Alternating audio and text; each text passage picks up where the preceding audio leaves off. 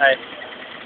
இப்போ வந்து நான் தான் ஏற்கனவே சொல்லியிருந்த மாதிரி லவ் ஃபெயிலியர் அப்படின்றதுனால நமக்கு நமக்கு தான் அந்த லவ் ஃபெயிலியருங்கிற சாங்கு, லவ் ஃபெயிலியர் அந்த கவிதை எல்லாமே வந்து அப்படி தான் வரும். நமக்கு சிந்திக்கலாம் முடியாது. நீ வந்து அழகா இருக்க, ரொம்ப அழகா இருக்க.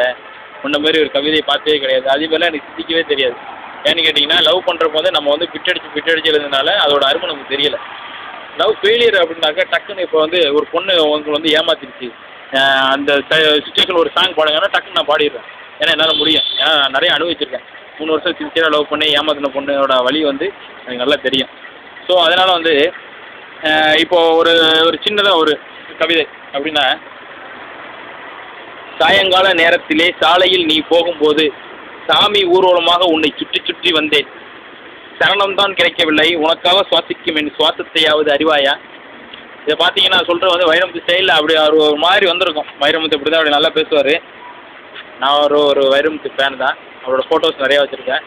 அவரை நேரில் மீட் பண்ணணுன்னு தான் அந்த காலத்தில் எதிர்பார்த்துட்ருக்கேன். ஆனால் வந்து கிடைக்கல. கண்டிப்பாக அவரை மீட் பண்ணுவேன். அவர்கிட்ட ஆட்டோகிராஃப் வாங்குவேன். அடுத்தது பார்த்தீங்கன்னா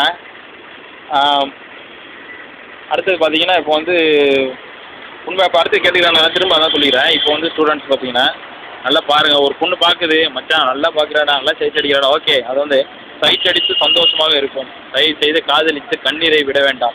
இளைஞர்களே அதை தான் கேட்குறேன். இப்போ நீங்கள் வந்து இப்போ நான் ரொம்ப அனுபவிச்சு ரொம்ப கஷ்டப்பட்டு இப்போ நான் பேசிகிட்டு இருக்கேன். இப்போ நான் சொல்கிறதுலாம் உங்களுக்கு போர் அடிக்கிற மாதிரி தெரியும். ஏன்னா இப்போ நான் வந்து காலேஜில் படிக்கிறப்ப நிறைய பேர் எனக்கு அட்வைஸ் பண்ணியிருக்காங்க. நான் இந்த காதில் வாங்கி இந்த காதில் விட்டுருவேன். வாங்கின உடனே அது பொண்ணுங்க போச்சு சொன்ன உடனே போச்சுன்னு சந்தானம் சொல்லுவார். அது மாதிரி பசங்க வந்து பார்த்துட்டிங்கன்னா இப்போ ஒரு பொண்ணை வந்து லவ் பண்ணுறாங்க அப்படின்னு பார்த்தீங்கன்னா உண்மையில யாருமே லவ் பண்ணுறதில்ல. ஒரு சில பேர், 100ல் 1 பேர். கோச்சிக்காதீங்க. சில பேர் உண்மையாக லவ் பண்ணுறாங்க. தயவுசெய்து தப்பாக எடுத்துக்கோங்க. நிறைய பேர் அது மாதிரி பண்ணுறீங்க. ஸோ எப்படி பண்ணுறது? இப்போ நான் வந்து பொய் சொல்லலை. உண்மையிலே வந்து நான் உண்மையாக தான் லவ் பண்ணேன். ஆனால் பொய் சொல்லலை. போயிட்டே இருப்பேன். 4 பொண்ணுங்க போவோம். கண்டிப்பாக ஒரு பொண்ணை கண்ணடிச்சிப்பேன். போயிட்டே இருக்கோம். டக்குன்னு அடிப்பேன்.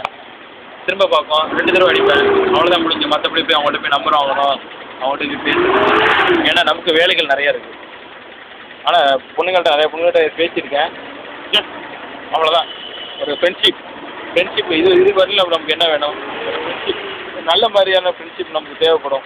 சில காலத்தில் அப்போ காலேஜ் படிச்சுட்டு இப்போ பார்த்தீங்கன்னா எனக்கு வந்து யாராச்சும் ஒரு கேர்ள் ஃப்ரெண்ட் வேணும். எல்லாருமே கேர்ள் ஃப்ரெண்ட் வச்சுருக்காங்க. இப்போ பார்த்தீங்கன்னா அப்படியே பீச்சில் போய் 2 பேரும் நடந்து போயிட்டு இருப்பாங்க. ரொம்ப ஆசையாக இருக்கும் பார்க்குறதுக்கு. பீச்சில் நடந்து போயிட்டு இருப்பாங்க. பஸ்ஸில் போவாங்க, காரில் போவாங்க, பைக்கில் போவாங்க, கட்டி பிடிச்சி. நமக்கு வந்து அந்த ஆசைகள் வயசில் வர்றது தான். அந்த ஹார்மோன்ஸ் பண்ணுற ஆசைகள் வந்து லவ்வாக மாறுது. வேறு ஒன்றும் இல்லை. ஆனால் லவ்வாக மாறிடுச்சுன்னா கடைசிக்கு அதை யாராலும் மாற்ற முடியாது. லவ் அது நல்லா தெரியும் எனக்கு. ஆனால் காதலோட அனுபவங்கள் நிறையா இருக்குது. நீங்கள் இப்போ வந்து உங்களோட லவ்ங்கிற ஏதாவது ஒரு பிரச்சனை, உங்கள் வீட்டில் பிரச்சனை, எனக்கு வந்து நான் அந்த பொண்ணை வந்து லவ் பண்ணணும் அப்படின்ட்டு நீங்கள் எந்த மாதிரியான கேள்விகள் கேட்டாலும் கண்டிப்பாக என்னை வந்து கான்டாக்ட் பண்ணுங்கள். மனோகரன் அம்மாபேட் அப்படின்றது ஃபேஸ்புக்கில் என்னோடய ப்ரொஃபைல் நேமு. அதுக்குன்னு கண்டிப்பாக கான்டாக்ட் பண்ணுங்கள். ஏன்னா உங்களுக்கு தெரியாத ஒன்றும் இல்லை, நிறையா பண்ணியிருப்பீங்க.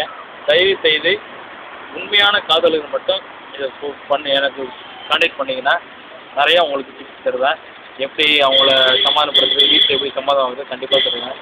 தயவு செய்து ஒரு உண்மையான லவ்வர்கள், நீங்கள் வந்து உண்மையாக லவ் பண்ணுறீங்க, 2 பேரும் ரொம்ப சின்சியராக லவ் பண்ணுறீங்க, 2 பேரும் ஒருத்தருக்கு நல்லா புரிஞ்சு வச்சுருக்கீங்க, கல்யாணம் பண்ணணும் அப்படின்னா தயவு செய்து உங்களோட அப்பா அம்மா சம்மதத்தோடு மட்டுமே கல்யாணம் பண்ணுங்கள். அவங்கள அழ வச்சுட்டு நம்மளை இது பண்ண வேண்டாம்.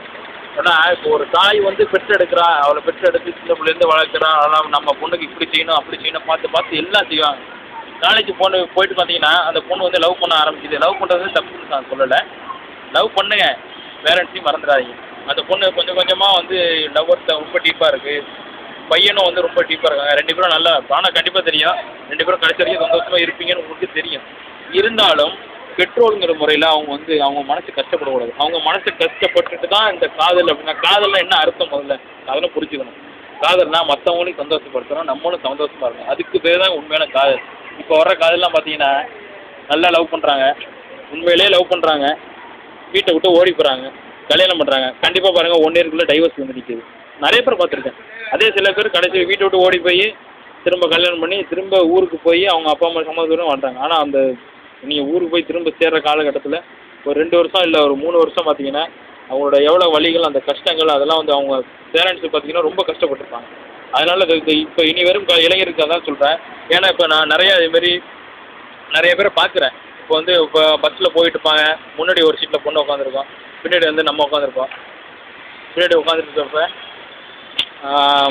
பின்னாடி பின்னாடி பேசுவோம். நம்ம வந்து ஹலோ அப்படிம்போம். ஃபோனை காதில் வச்சுட்டு ஹலோ அப்படிம்போம். அப்போ திரும்பி பார்ப்பாங்க.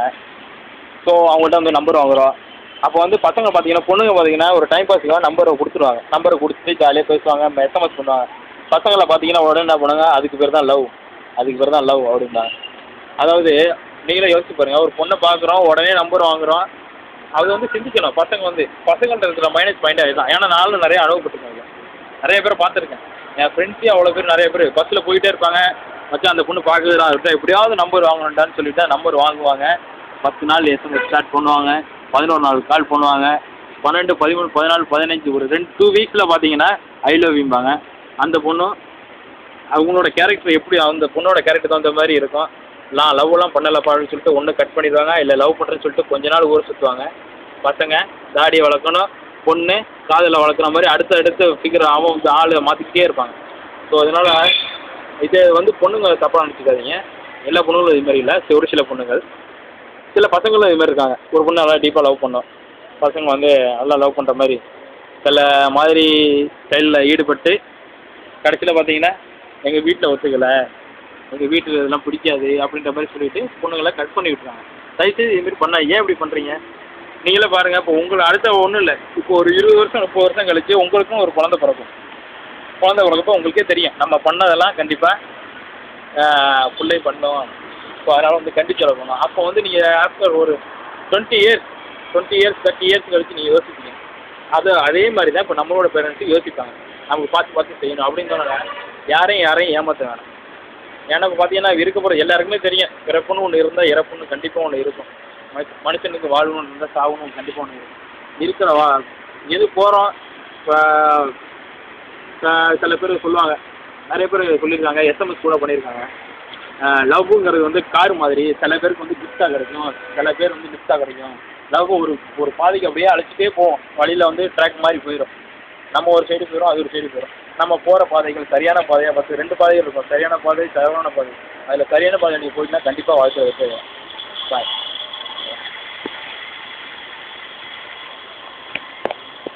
ஆ.